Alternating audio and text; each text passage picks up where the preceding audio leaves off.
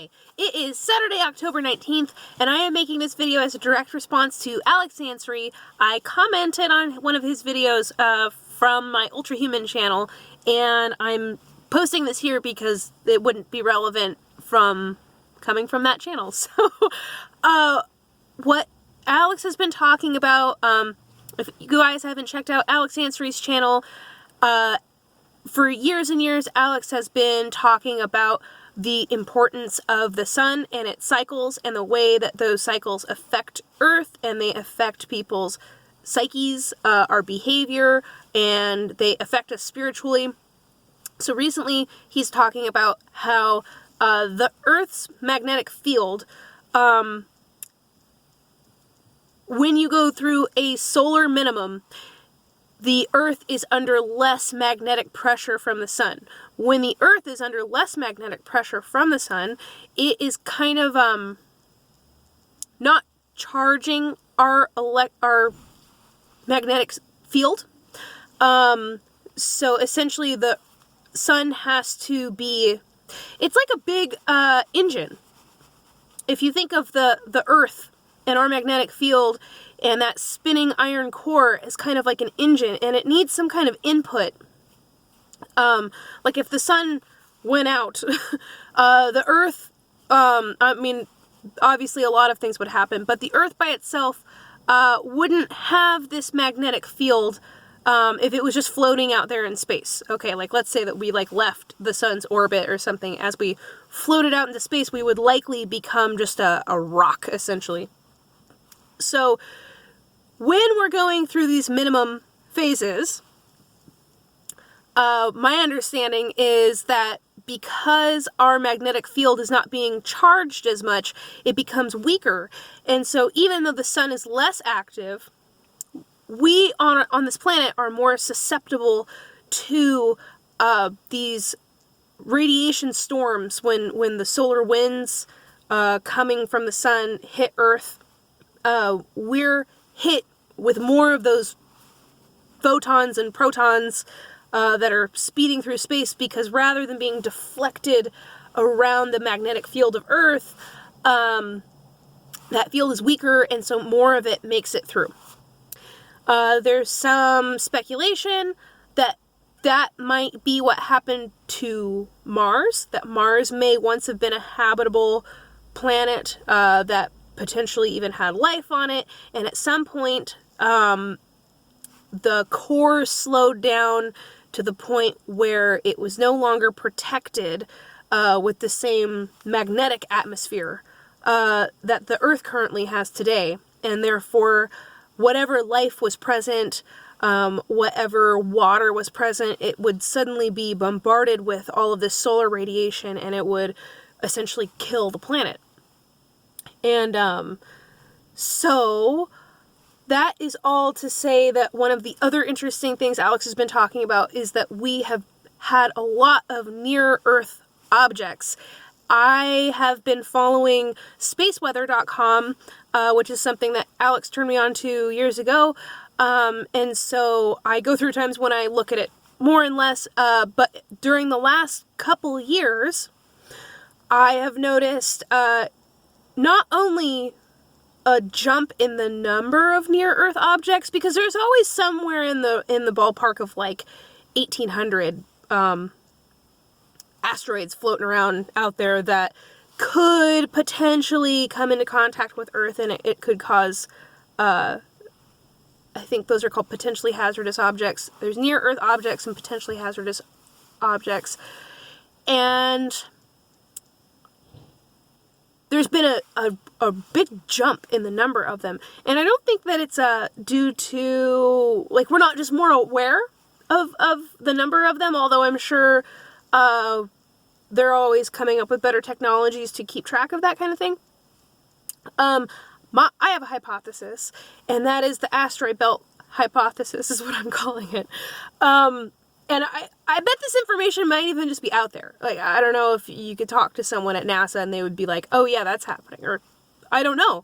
But I wonder, and Alex was wondering about what the other implications of that would be in terms of how it would affect the sun, and therefore also humans and our behavior and the spiritual implications that come along with the activity from the sun. So I made a diagram because this was really hard. I was going to try and just explain this in a comment to reply back to Alex. So this is nothing on here is anything like to scale. But essentially, here is our sun, and you've got Mercury, Venus, and then Earth, wherever Earth is in that whole thing. In our own solar system, you then have an asteroid belt, where some people hypothesize there may have once been a planet, or for reasons we don't understand, maybe that's just where all of the junk ended up for some reason. But basically, there's this belt in between us and Mars's orbit, that's relatively densely full of big asteroids.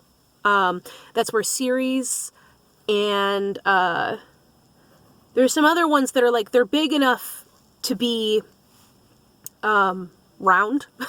Like they're large enough to have enough of their own gravity to crunch in on themselves and be big, round, almost like planetoids. And so you've got this asteroid belt. I have a hypothesis, which is on a grander scale as the sun and our entire solar system is moving through the galaxy, that somewhere there's and I know that there's the center of the galaxy. I would have to assume that that's not, because wouldn't we all, like Earth isn't going to collide with the asteroid belt necessarily. So I'd assume that there'd have to be some other point that we'd be calling center.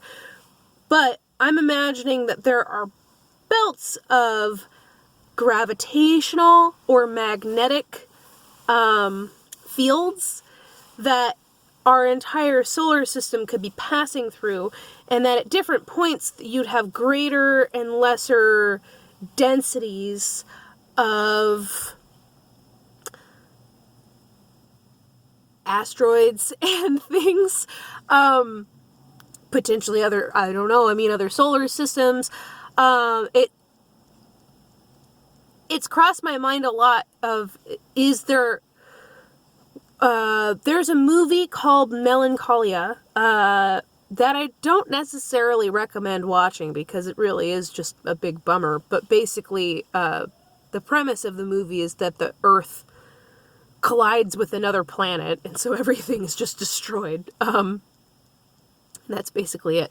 But that has made me wonder, is there a potential for things like, could our solar system randomly float by another solar system, and like we'd have to hope that we dodged all the planets and the star of that solar system? I don't know. So it makes me wonder if these bands, would they just be filled with asteroids? Could they have entire planetoids in them? Because along with the more recent bombardment of all of these near-Earth objects, some of which have been as large as 3 miles across. And more recently, that's become like a more common thing, like 1 mile wide objects being really close to Earth in the last 1.5 to 2 years has happened many times. And all of our space agencies have been aware of this, and so that's why, everybody's not freaking out, because they're watching them and they know their trajectory and they have a good idea of what's going to happen.